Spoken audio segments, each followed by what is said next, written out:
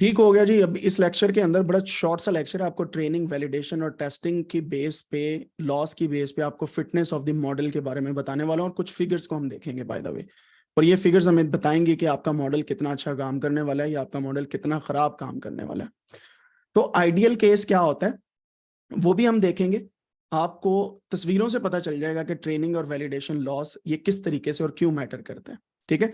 और कई पैटर्न्स आते हैं, जैसे मैंने पिछले लेक्चर में आपको दिखाया, आपको कभी वो लॉस नीचे आता दिखाई देगा, जैसे पहली तस्वीर में आपने देखा था 152 जब हमारे चले थे ईपॉक्स, फिर वो ऐसे ऊपर को लॉस जाना स्टार्ट हो गया, कभी कभी वो लॉस नीचे ही नहीं आता। तो हम कैसे ऑब्जर्व करेंगे कि भाई हमारा न्यूरल नेटवर्क क्यों अच्छा है या क्यों खराब है। आइडियल केस ये होता है कि दोनों ट्रेनिंग और वैलिडेशन लॉस, यानी कि जब आप बच्चे को पढ़ा रहे हैं तब भी वो अच्छा रिजल्ट दे, और जब वो उसको वैलिडेट करें क्विज में तब भी अच्छा दे। ये ना हो कि पढ़ाते हुए तो बच्चे को सारा याद है, बाद में गजनी बन गया वो। सो मॉडल जो है वो काम खराब कर देता है। फिर हमें ये चीज माइंड में रखनी है कि ट्रेनिंग देर पा हो, उसको आइडियल केस कहते हैं। यानी कि दोनों की लॉस एट अ टाइम नीचे आ रहे हो और वो ऊपर ना जाए, इसको आइडियल केस कहते हैं। ओवरफिटिंग क्या होता है? अगर training loss continues to decrease with the time but validation loss decreases initially and then start increasing. इसका मतलब जो पिछली एग्जांपल मैंने आपको दिखाई है यहाँ पे यही हो रहा था। अगर मैं आपको ऊपर लेके जाऊं ये चीज, ये क्या है जी हमारी? फिर अगर मैं इस एग्जांपल पे दोबारा हूं, this is called overfitting. Overfitting क्यों होती है? जब आपका ट्रेनिंग लॉस तो डिक्रीज कर रहा है, लेकिन वैलिडेशन, यानी कि अगर आप देखें गौर से तो वैलिडेशन हमारी ऑरेंज लाइन है, तो ये एक पॉइंट के बाद इंक्रीज करने लग गया। क्यों कर रहे हैं इसके बारे में बाद में बहस करते हैं, बट फॉर नाउ तो इसको कहते हैं ओवरफिटिंग। इसको कैसे सेट किया जाता है वो भी मैं आपको बताता हूं। अगर बहुत ही अच्छा पढ़ जाए ना मॉडल, तब आपकी ओवरफिटिंग होती है। सुनिएगा, this happens when the model learns the training data too well, capturing noise and outliers as well. समझ आई? जनरलाइज नहीं है, वो नॉइज और आउटलायर्स को भी डेटा मान गया, इस वजह से ओवरफिटिंग है। अंडरफिटिंग क्या है? If both of the training loss and the validation loss are high, और if they decrease initially and then plateau while still being high, then the model is underfitting। यानी कि एक जगह पे आके रुका है, फिर वो वहीं पे रुक गया, फिर हाई है लेकिन मतलब वन के पास पास ही है, और वो एक स्टॉप कर गया। यानी कि वो वन के पास पास रहते हुए डिक्रीज नहीं किया, वहीं पे एक प्लेटू ले गया। प्लेटू का मतलब होता है कि बिल्कुल प्लेन होगी वहां पे पूरी की पूरी कर्व, उसको कहते हैं अंडरफिटिंग। हाई बायस या हाई वेरिएंस होगा तो वो भी हम देखते हैं। तो इनको रेक्टिफाई करने के लिए मैंने मेथड बताए हैं।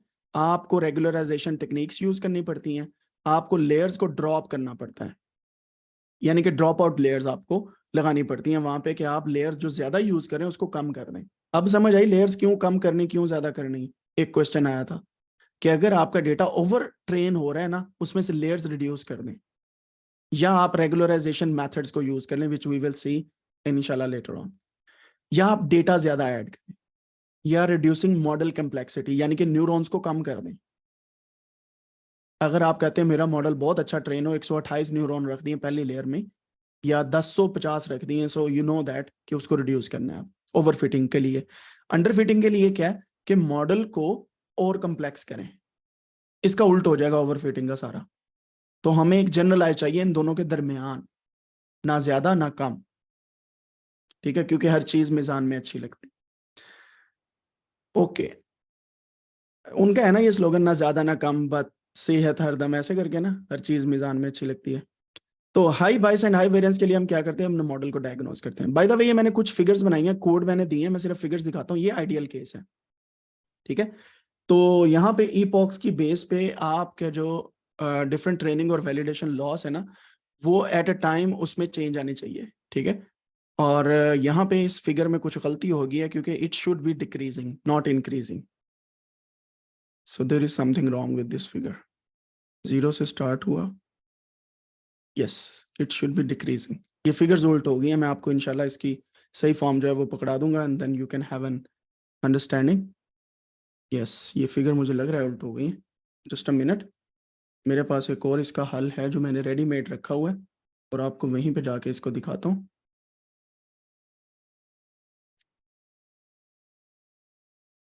यहाँ पे अगर टेंसर फ्लो पे आप आए तो लर्न पे जाके introduction, TensorFlow, tutorials, pre-process the data. Let me see. Yes, this one, overfitting and underfitting. तो बाय द वे इनकी नोटबुक्स यहाँ पे पड़ी हुई हैं, you can have a look. इस तरीके से आप डेटा को देख सकते हैं कि आपका डेटा ओवरफिट हो रहा है या अंडरफिटिंग हो रहा है, और लर्निंग रेट इसका ज्यादा हो रहा है या कम हो रहा है। सो मैं यहाँ पे let me find out if can see, ये तो ज्यादा ही हो गया काम। मैं आपको ज्यादा ना दुविधा में नहीं डालना चाह रहा। Not this one is not good.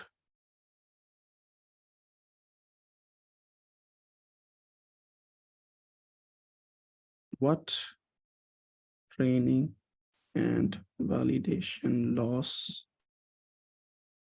curves show us? इस पे एक ब्लॉग भी था, was this one? Yes, बिल्कुल ये ब्लॉग है। ठीक हो गया, सही पहुंच गए हम। यहाँ पे इस ब्लॉग के अंदर इन्होंने बड़ी डिटेल में बताया हुआ है कि मॉडल का बिहेवियर कब अंडर फिटिंग है, कब ओवर फिटिंग है, और कब आपने उस मॉडल को सेट करना है।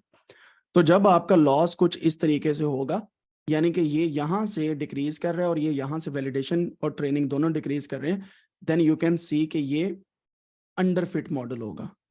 ठीक है, जब आप इस तरीके से चेक कर रहे हैं, आपका लॉस स्टार्ट में ज्यादा है लेकिन एट द एंड आपका कम हो रहा है, then you can say that कि इसके लिए फर्दर जो है हमें लर्निंग की जरूरत है।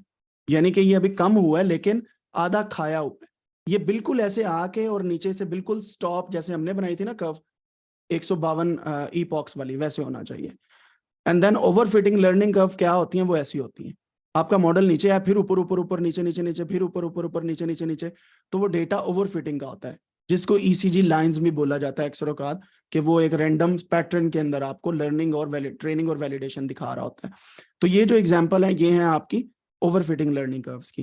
फिर इसके बाद गुड फिट क्या होगा? Good fit is this one, जो स्टार्ट में हमारा आया था, कि स्टार्ट से आपका मॉडल जो है वो उसका लॉस डिक्रीज करे, ट्रेनिंग का भी वैलिडेशन का भी, और ये फिर नीचे आता आता आता आता एक प्लेन लाइन के अंदर आ जाए। ठीक है, this is how your good fit lines should look like.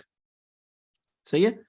और अंडर रिप्रेजेंटेटिव डेटा सेट, अगर आपका डेटा सेट कुछ उस तरीके से अंडर रिप्रेजेंटेटिव है तो ये काम होगा, यानी कि आपका डेटा पूरे का पूरा यहाँ पे यूज नहीं हुआ। ठीक है, और वैलिडेशन डेटा सेट अगर आपका बहुत अंडर रिप्रेजेंटेटिव है, यानी कि वैलिडेशन डेटा आपने सेलेक्ट कर लिया लेकिन वो डेटा को प्रेजेंट नहीं कर पा रहा, तो आपको उसकी परसेंटेज या रैंडमनेस चेंज करनी पड़ेगी, तो उसके लिए ये काम हो जाता है फिर। So you can have a look on this blog, this is very nicely written, और ये मैंने पिछले अपने कोर्सेज में भी दिया हुआ है। मैं आपको दोबारा से इसका लिंक भी भेज देता हूँ, and you can have a look. आपको अंडर फिटिंग, ओवर फिटिंग और ट्रेनिंग और वैलिडेशन लॉस की बेस पे ये सारी चीजें समझ आ जाएंगी, and it can help you in learning your machine learning algorithm. इसको मशीन लर्निंग, अगर डीप लर्निंग और मशीन लर्निंग को देखा जाए तो नाम अगर यहाँ पे मशीन भी लिखा हुआ है, डजंट मैटर, ये मॉडल परफॉर्मेंस के लिए एक तरीकाकार है। ठीक है, क्योंकि यहाँ पे हम एक मैट्रिक को नहीं देख सकते कि मीन स्क्वेयर्ड एरर बता दो, कि देख सकते हैं? क्यों नहीं देख सकते? क्योंकि each metric is changing with every epoch, epoch के साथ साथ चेंज हो रहे हैं, तो हमें ईपॉक्स के साथ साथ मैट्रिक्स की यूजेबिलिटी को देखना है। ठीक है, so that is why we have to learn it in a nice way. यहाँ पे अब हमारे पास आज का जो लेक्चर है खासतौर पे कॉल बैक फंक्शन का, रिग्रेशन प्रॉब्लम का, क्लासिफिकेशन प्रॉब्लम का, अपने न्यूरल नेटवर्क को डिजाइन करने का, ये यहाँ पे समाप्त होता है, एंड होता है, फिनिश होता है, और मैं इस लेक्चर को रोकता हूँ। ड्रिल आपको पता है, अगर लाइक शेयर सब्सक्राइब कर देंगे इट वुड बी नाइस, नहीं तो कम से कम सुन दे रहो।